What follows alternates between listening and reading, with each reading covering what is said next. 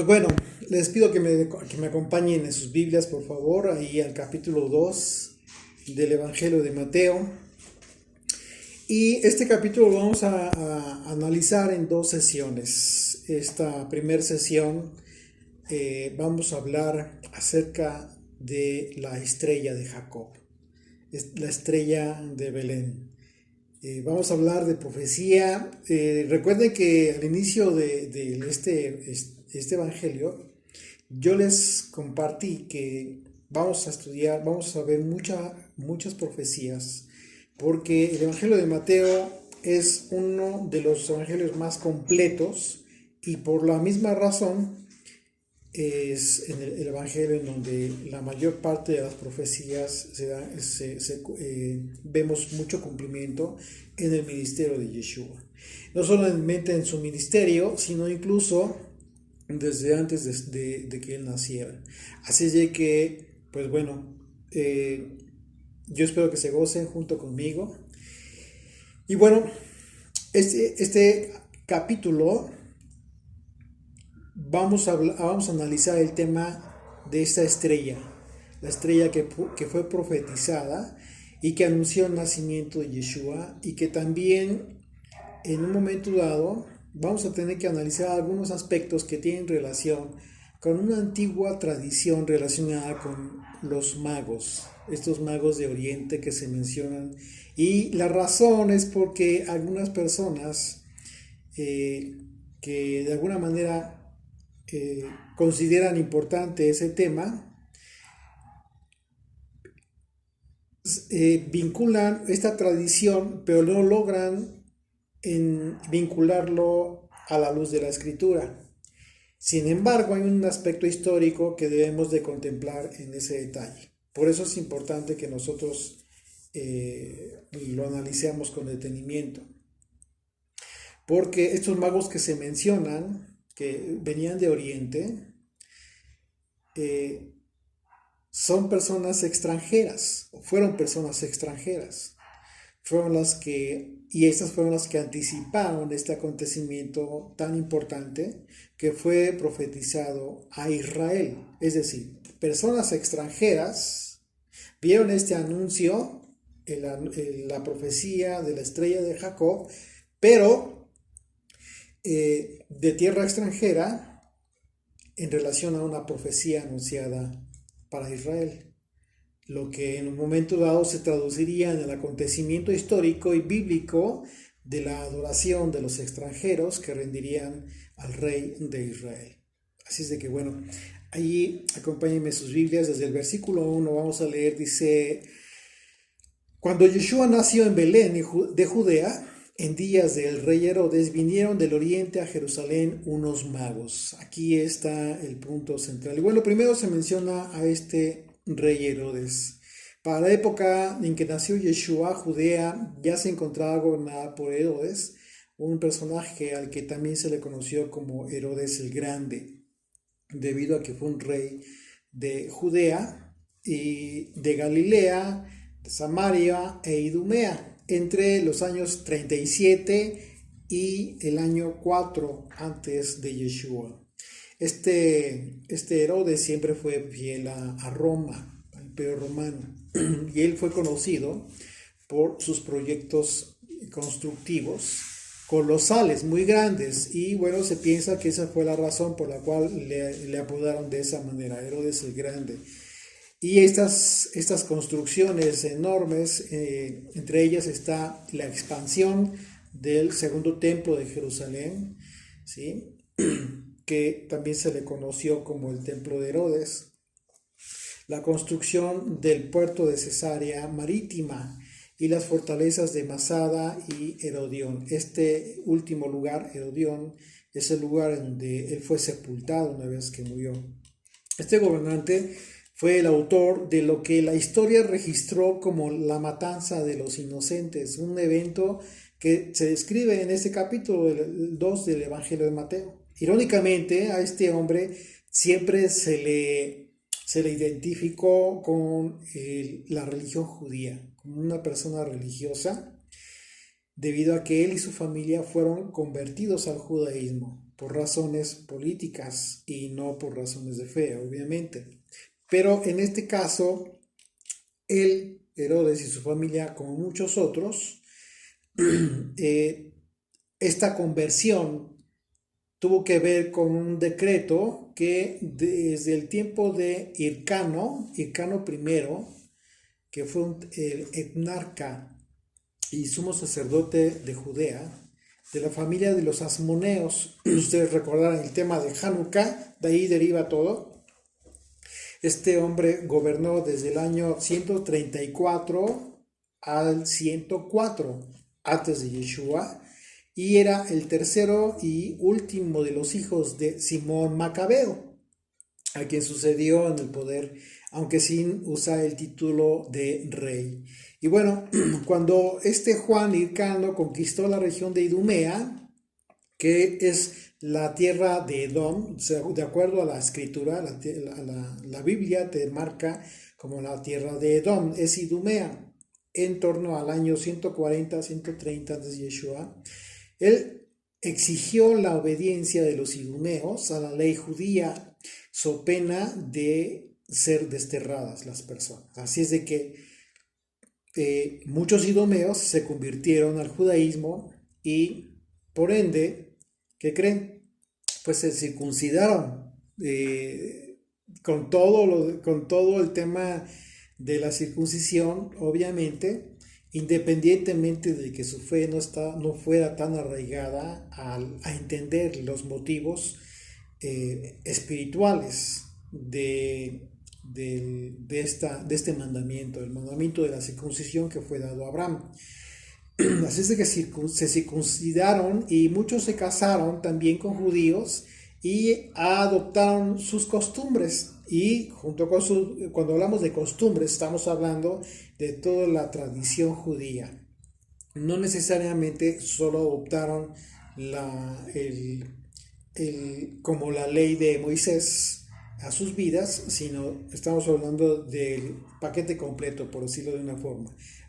Todo el tema de la religión judía con todo su aspecto tradicional.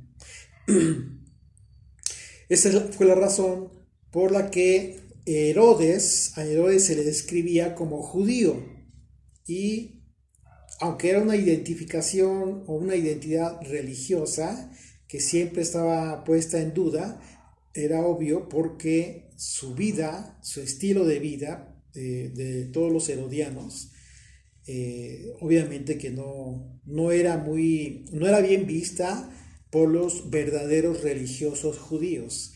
Y a eso me refiero. Una cosa es que las personas fueran convertidas por causa de aquel decreto o forzadas o por cualquier otro propósito, pero que no tuviera que ver con la fe verdadera de las personas, pues no tiene nada que ver. Independientemente de que el pueblo judío religioso, como lo hemos visto muchas veces, ellos ya habían perdido o quizás no tuvieron la oportunidad de entender la Torá conforme después fue revelada por Jesucristo, por Yeshua. Pues ellos en un momento dado eran honestos con lo que creían y lo que hacían. Eso hay que reconocer, eso es obvio, eso es cierto. Y bueno, posteriormente Herodes ejecutó a varios miembros de su familia finalmente, incluyendo incluso a su propia esposa. Así es que pues era un hombre totalmente desequilibrado, y podemos entender la razón por la que mandaría matar a los niños en aquella ocasión, como vamos a ver en este capítulo más adelante. Dice ahí mismo la segunda parte de este versículo primero: vinieron del oriente a Jerusalén unos magos. Y bueno, este es un tema importante, no por el tema de los reyes magos que supuestamente vienen a traer regalos cada 6 de enero. Bueno, este texto sí resulta interesante, importante, porque de aquí se ha tomado precisamente esta tradición, esa famosa tradición de los Reyes Magos que supuestamente traen regalos a los niños que se portan bien en 6 de enero. Y como es costumbre, al ser una tradición popular y curiosamente se describe a 3 Reyes Magos e incluso a sus nombres, se les puso nombres. De acuerdo al origen de esta tradición, fíjense, les voy a comentar, les voy a leer este comentario. Se dice que el origen que se le atribuyen a estos personajes viene de Noé y de sus hijos, quienes fueron distribuidos por la tierra de Asia, África y Europa. Y en este sentido, a uno de ellos, llamado Baltasar, se le identifica como descendiente de Cam, hijo de Noé, y representa a Arabia. A Melchor, que representa a India, y Gaspar, que representaría en su caso a Persia. Y bueno, vamos a ver que muchas de las tradiciones populares como esta nacen de acontecimientos que tienen un sustento histórico, ¿sí? Pero que al mismo tiempo adolece de un sustento confirmado por la historia. Es decir, tiene vestigios de verdad, aunque la mayor parte de dicha tradición sea producto de la imaginación del hombre. Y esto viene a ser un problema, porque mucha gente, al no conocer la historia, o simplemente creer lo que se les cuenta, lo acaparan como parte de su fe. Y ahí es cuando se constituye un problema, porque no tendría que verse de esa manera. En este sentido, la tradición en realidad refiere a un cuarto mago. De esta tradición en su origen refiere a un cuarto mago llamado Artaban, de origen de Persia.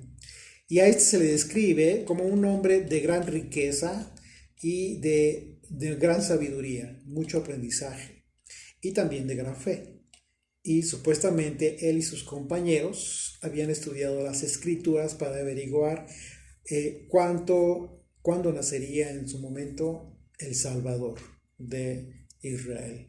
Así es de que recordemos que si hablamos de Persia, ya hablando históricamente del imperio, estamos hablando del imperio que finalmente conquistó el imperio babilónico, en donde se encontraba Daniel, ustedes recordarán, y sus 3 amigos. Estamos hablando de 4 personas, 4 judíos que fueron llevados a la dispersión de Babilonia.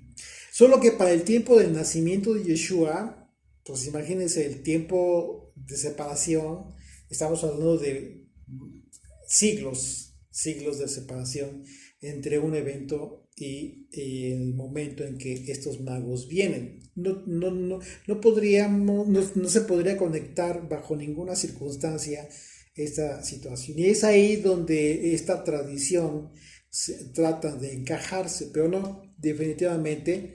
Recordemos que Daniel fue llevado a la dispersión de Babilonia en el año 586 antes de Yeshua, en la deportación de la primera o la segunda deportación que hubo a Babilonia. Así es de que de ninguna manera podríamos encajar esta tradición en ese sentido. Y bueno, hay que decirlo de esta manera porque independientemente de que tú compartas el Evangelio y la Escritura, también es importante que tengas argumentos históricos, incluso, para que las personas vayan quizás quitándose ideas equivocadas que han traído con ellos por años, ¿no?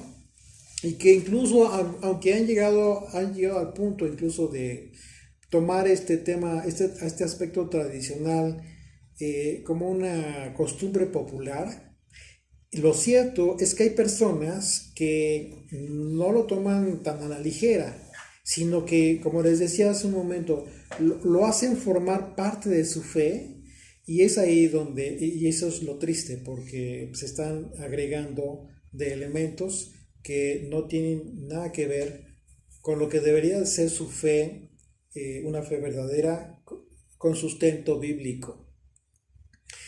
Y bueno, continuando con la descripción de esta tradición, se dice que en la noche que Artaban creyó que se iba a dar la señal, estamos hablando de una señal, Artaban se sentó en su tejado para observar el cielo.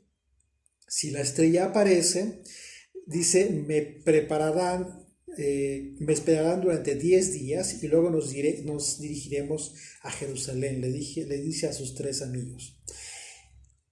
Así es de que el asunto es que él llevaría joyas, llevaría zafiro, rubí, una perla, y bueno, con el deseo de honrar al rey que iba a nacer. Estamos hablando de este evento, obviamente. Y mientras observaba el cielo, un destello azul surgió de la oscuridad, rodeándose espléndidamente de una esfera de color púrpura. Artaban inclinó la cabeza. Ahí está la señal, dijo: el rey viene y yo iré a su encuentro. Y bueno, es una bonita tradición, solo que, bueno, no hay aspectos históricos, no hay argumentos históricos que confirmen este evento, en el que de alguna manera nosotros podamos conectar la escritura. Como vemos, es una historia bonita, pero sin embargo es aquí donde, como estudiantes de la escritura, de la Biblia, nosotros debemos considerar todos los parámetros de los acontecimientos, y en este caso los magos, la palabra magos que se utiliza aquí en el texto del versículo 1, es una palabra de origen hebreo en realidad. Porque si ustedes ven su diccionario Strong, ahí les va a marcar la palabra magos tal cual. Pero esta palabra deriva de la palabra hebrea Rab Mag. Es una palabra compuesta, Rab Mag, que se traduce como gran magistrado. Y bueno, aquí ya comienza a tener un sentido interesante esto de los magos, porque estamos hablando de personas que tenían un cargo político importante en aquel entonces. No estamos hablando de personas que se dedicaban a hacer magia o algo por el estilo. Se piensa también que eran gente ilustrada en la astrología. Así es de que les comentaba, la palabra en sí, que ustedes ven ahí en sus Biblias, que dice magos, en realidad es una palabra de origen hebreo. De hecho, ni siquiera se utiliza una transliteración. La palabra hebrea es Rab Mag, y así se traduce como gran magistrado, o también se puede traducir como oficial príncipe babilónico. Y esto es muy interesante porque el diccionario Strong identifica el lenguaje en el tiempo de Babilonia. Es aquí en donde nosotros encontramos incluso una vaga conexión con aquella tradición popular, ya que, como vimos, se refiere a magos que venían de Persia, que se encuentra al oriente de Jerusalén. Si ustedes ven un mapa del tiempo, más o menos aproximadamente del tiempo 540 antes de Yeshua, ustedes se van a dar cuenta que el imperio persa estaba cubriendo toda la parte desde India, ¿sí? hasta la parte, por aquí tengo un mapa, Tracia, dice, de aquel entonces, todo el norte, hacia el norte de Israel y hacia todo el oriente, todavía más allá de Arabia. Era una extensión impresionantemente grande la que el imperio medo-persa tenía conquistado en aquel entonces. Ahora, si estamos hablando para el tiempo de Yeshua, que obviamente son varios siglos después, significa que para ese entonces quizás la influencia de Daniel cuando estuvo en su momento en Babilonia y que después fue conquistada por este imperio medo-persa, entonces podríamos hablar de quizás, y bueno, aquí ya no podríamos confirmarlo, pero sí podríamos hablar quizás de una influencia a través de la enseñanza, ¿sí? En ese mapa que yo les recomiendo que ustedes pueden ver en cualquier parte de internet, el imperio persa se encontraba al oriente de Jerusalén, y cuando la escritura describe que a Belén de Judea llegaron unos magos de Oriente, estamos entonces hablando muy probablemente de personajes que llegaron de ese lugar. Otro aspecto que no debemos pasar por alto es el hecho de que en la escritura no se describe el número de personas que llegaron de Oriente, simplemente se describe unos magos, así, en la traducción que tenemos. Llegan unos magos de Oriente, y por supuesto que no podríamos pensar que estamos hablando de 3 magos, 4, punto, si consideramos que al preguntar al rey, que por el rey que había nacido, ¿sí? Y era obvio que esta pregunta ofendía a Herodes, porque Herodes, él se encontraba fungiendo como jerarca, ¿sí? Esta pregunta de alguna manera sí pudo haber ofendido al rey en turno, porque al preguntar ¿dónde está el rey que ya ha nacido? El rey de los judíos, pues imagínense, es obvio que Herodes, por eso dice la escritura, que se turbó, y junto con él toda Jerusalén. Así que dice el versículo 2. Dice, diciendo, ¿dónde está? Y estos magos dicen, ¿dónde está el rey de los judíos que ha nacido? Porque su estrella hemos visto en el oriente y venimos a adorarle. Así es de que imagínate qué interesante escena. Extranjeros que venían a adorar a un rey que nació en Judea. Esto es impresionante si consideramos que este es el cumplimiento de varias profecías escritas en el Antiguo Testamento. Acompáñenme en sus Biblias, por favor, a Números, al libro de Números capítulo 24. Y vamos a leer una porción de las diversas profecías que anunció Balaam en aquel momento, que pretendía él maldecir a Israel, que lejos de maldecirlo, habló profecía en beneficio, bendiciendo a Israel y anunciando cosas importantísimas.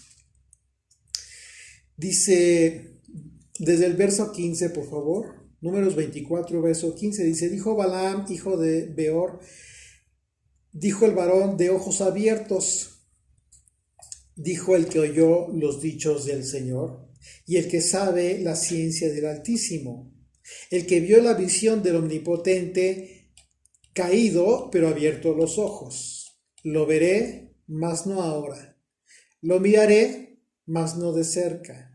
Saldrá estrella de Jacob, y levantará cetro de Israel, y herirá las sienes de Moab, y destruirá a todos los hijos de Set. Será tomada Edom, será también tomada Seir por sus enemigos, e Israel se portará varonilmente.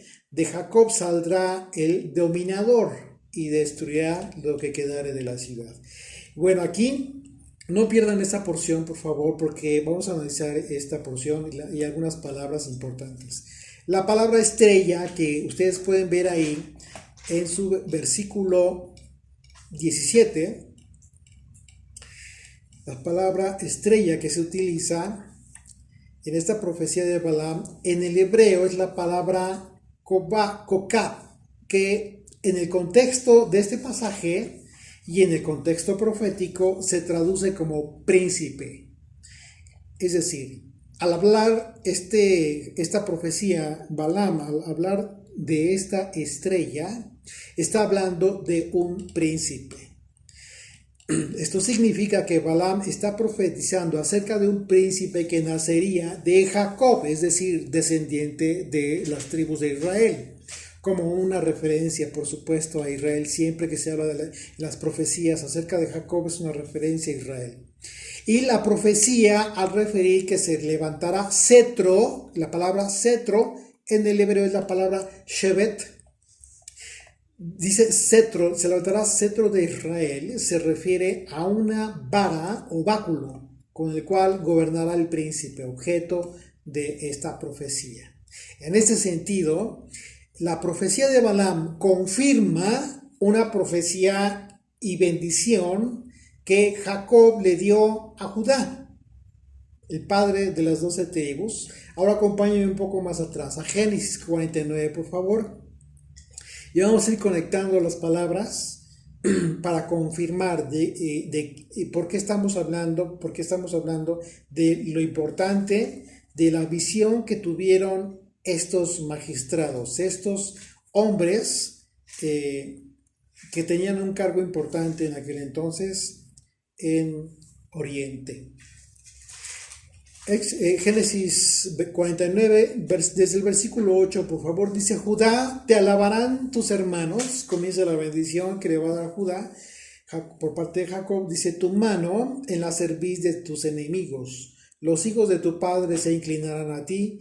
Cachorro de león, Judá, de la presa subiste, hijo mío. Se encorvó, se echó como león, así como león viejo. ¿Quién lo despertará? No será quitado el cetro de Judá. Aquí vemos una vez más la palabra cetro, es la misma palabra que se utiliza en la profecía de Balaam.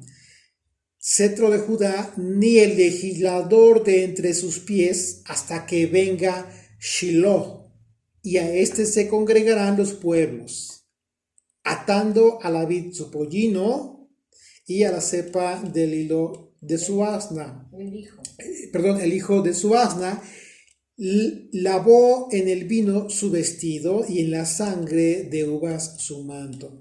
Es una referencia obviamente a Yeshua, al Mesías. En esta profecía la palabra cetro es la misma palabra shevet, que implica una vara que inviste de autoridad a quien la porta. Y al hablar de legislador, aquí mismo en esta misma profecía, la palabra hebrea es la palabra hakak, que significa el que escribe leyes, algo que durante muchos siglos hizo Judá precisamente, y con eso se cumple la profecía. Pero llegaría el momento en que esta estrella, es decir, aquel príncipe, ¿se acuerdan? Que así se traduce como príncipe, sería llamado Shiloh. Shiloh es un título con el que se describe al Mesías. Es decir, que a partir del nacimiento de Yeshua, la autoridad para dar a conocer la ley de Dios, cual legislador, sería de Jesucristo, de Yeshua, el Hijo de Dios, que había nacido ya. Y en ese momento Judá ya no tendría este cetro, esta autoridad. Hay otras muchas profecías que hablan tanto del nacimiento como incluso en dónde nacería el Mesías de Israel. Miqueas capítulo 5, verso 2, por ejemplo, Oseas 11, versículo 1, Jeremías también 31, 15, Isaías 11, etc. Vamos a continuar y vamos a analizar algunas de estas profecías. Dice verso 3, Mateo 2, versículo 3. Regresamos a Mateo. Oyendo esto, el rey Herodes se turbó y toda Jerusalén con él. Bueno, no solo se turbó Herodes, sino también toda la ciudad, toda Jerusalén. De modo que pensar que solo 3 o 4 personas hayan tenido la capacidad de turbar a Herodes, pues no, simple y sencillamente no tendría sentido. En realidad, estos que venían de Oriente eran descendientes de los medos, que, como les comentaba, era un territorio amplio y que actualmente lo ocupa el país denominado Irán, que al igual que Roma y otras naciones poderosas también en su momento tuvieron intenciones de controlar Israel, sobre todo por un aspecto estratégico de comercio, económico, etc. Así es de que bueno, de manera que quienes se presentaron preguntando por el rey de los judíos, en realidad es muy probable que se tratara de todo un ejército, de toda una comitiva política, y no solo de 3 personas, como cuenta la tradición. Esa fue la razón por la que Herodes se turbó, al igual que toda Jerusalén. De manera que la pregunta en el contexto histórico sería: ¿cómo es que los medo-persas de una nación extranjera venían preguntando por Yeshua, un niño judío que acababa de nacer, en base a una profecía que fue dada a Israel? Pues bien, el único vínculo aproximado sería que en su tiempo el profeta Daniel, que fue llevado cautivo a Babilonia y llegó a ser gobernador, estuvo al frente en aquel imperio.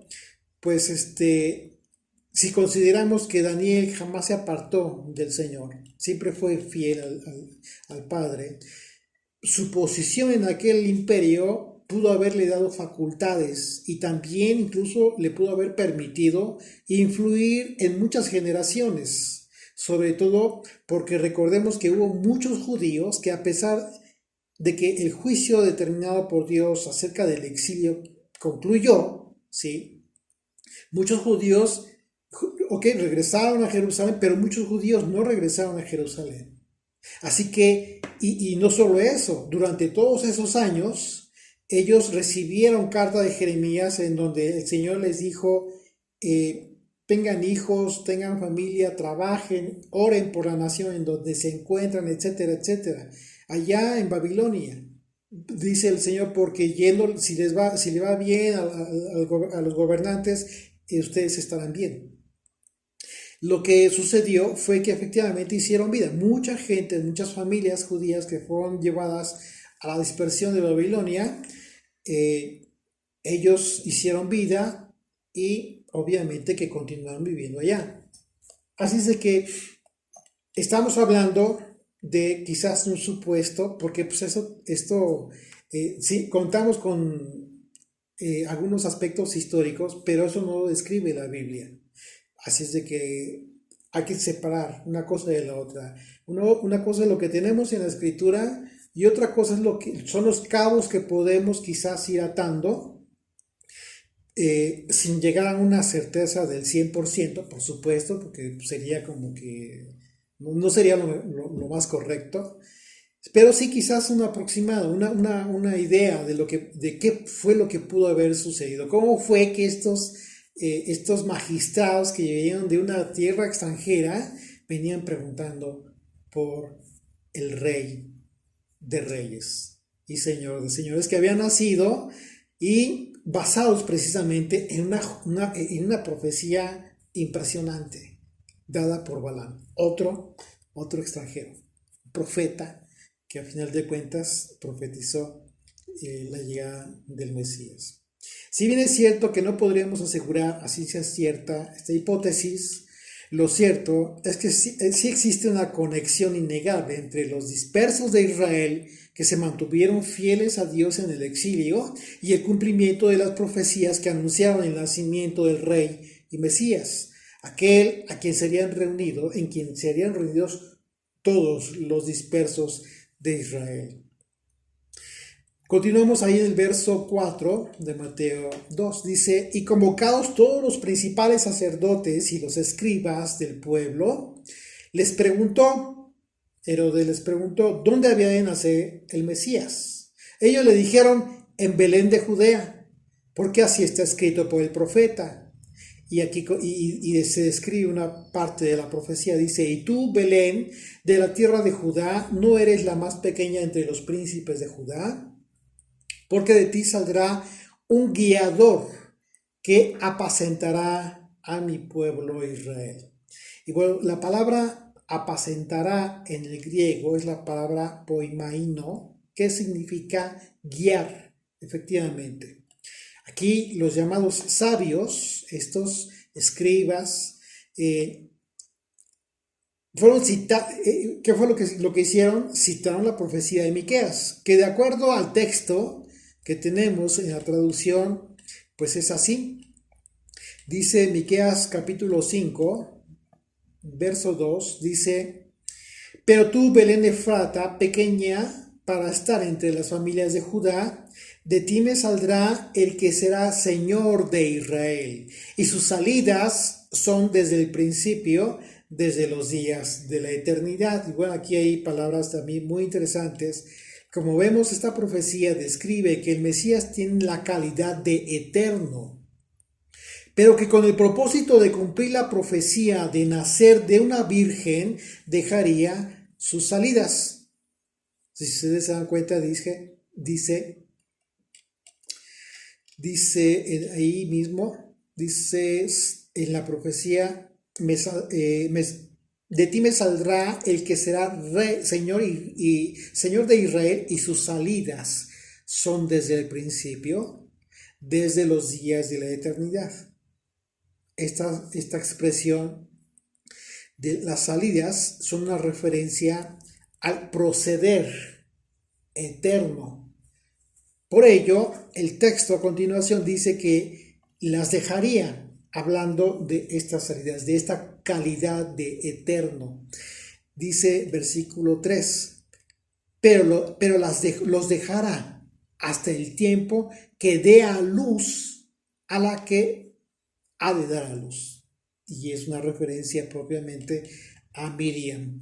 Es decir, que el Señor de Israel, ¿sí?, de acuerdo a la profecía de Miqueas, dejaría su característica de deidad.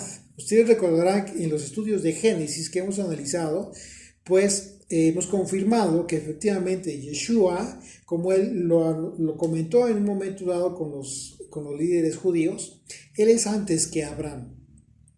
Lo que dejó muy en claro que su condición antes de nacer de Miriam era de eterno, era de deidad. Es decir, siempre ha estado con el Padre desde la creación del mundo. Así de que, pues esto es muy interesante, de acuerdo a la profecía, porque la profecía describe tal cual que dejaría esta condición de eterno para hacerse carne, hacerse hombre, nacer de una virgen. ¿De acuerdo? Y bueno, dice verso 3 de Miqueas 5, pero los dejará hasta el tiempo que dé a luz la que ha de nacer, dar a luz, perdón. Y el resto de sus hermanos se volverá con los hijos de Israel, y él estará y apacentará. Y bueno, la palabra apacentar, que en este caso en el hebreo es la palabra ra, significa cuidar, en el sentido de gobernar, y dice la profecía que este Señor de Israel guiaría, o sea, Yeshua guiaría, cuidaría, gobernaría a Israel con poder de Dios. Dice el verso 4, continúa el verso 4 de Miqueas 5, con poder de Yud-Hei Vav-Hei, con grandeza del nombre del Señor su Dios, y morarán seguros porque ahora será engrandecido hasta los fines de la tierra. Y bueno, entonces, pues esta profecía nos conecta precisamente con Mateo 2, con el momento preciso en que el Señor había de nacer y dónde había de nacer. Verso 7 de Mateo 2, continuamos ahí, dice: entonces Herodes, llamando en secreto a los magos, indagó de ellos diligentemente el tiempo de la aparición de la estrella. Obviamente, una vez que Herodes fue informado por parte de los líderes o estos sabios, sacerdotes y escribas conocedores de Israel acerca de las profecías del nacimiento del Mesías, quiso confirmar Herodes el tiempo en que apareció la estrella en Oriente. De manera que Herodes finalmente tuvo la certeza del que sería rey de Israel, y este ya había nacido. Finalmente tuvo esta certeza. Sin embargo, aquí hay un problema, porque Herodes, al no comprender en el espíritu que su reinado no tenía nada que ver con el reinado de Yeshua, como el rey de Israel que había nacido, planeó la muerte del Hijo de Dios, creyendo que Yeshua había venido para reinar. Ese es el problema. Es decir, Herodes, pensando y considerando en la carne todo este temor de ser desbancado del trono como gobernante de Judea, pues él no consideró que finalmente Yeshua había nacido, pero que su reino no tenía nada que ver con el reinado terrenal que estaba ejerciendo Herodes. ¿Por qué? Sí, finalmente había venido para reinar, ¿sí? Sin embargo, aquella ocasión no sería la faceta del Mesías en que reinaría, porque vino para misericordia. Recuerden que la profecía de Isaías describe claramente que la venida del Señor en su primera ocasión vendría como cordero, vendría como siervo humilde y vendría para misericordia. Y ocasión distinta será la segunda ocasión, es decir, el regreso del Mesías. ¿Ok? ¿Por qué? Porque su reinado sería hasta esta segunda ocasión, hasta el fin de los tiempos del siglo del hombre, es decir, el momento en que se determine que el gobierno del hombre sobre el mundo va a tener su fin. El tiempo en que finalmente sí vendrá a reinar sobre todos los pueblos de la tierra, un tiempo en que todos los hijos de Israel anhelamos con todo el corazón. Así es de que oremos para que este tiempo llegue pronto, que el Mesías de Israel se manifieste, que regrese y que redima a su pueblo. Señor, gracias por este tiempo, gracias por la bendición y la oportunidad de compartir tu palabra, Señor, por la bendición de poder recibir un día de reposo más. Gracias, Señor, porque en este día tú te manifiestas a todo tu pueblo en la dispersión de las naciones. Son las luces que a partir de este momento brillan, Señor, en todo el mundo. Gracias por cada hogar, por cada familia que a partir de este momento te rinde tributo, consagrando todos sus sentidos, toda su vida a ti, Señor. En estudio, en meditación, en alabanza, en glorificarte, en hablar de ti, Señor, a todo el mundo. Gracias, Padre Santo, por este tiempo, porque es maravilloso. En el nombre de Yeshua. Amén. Amén.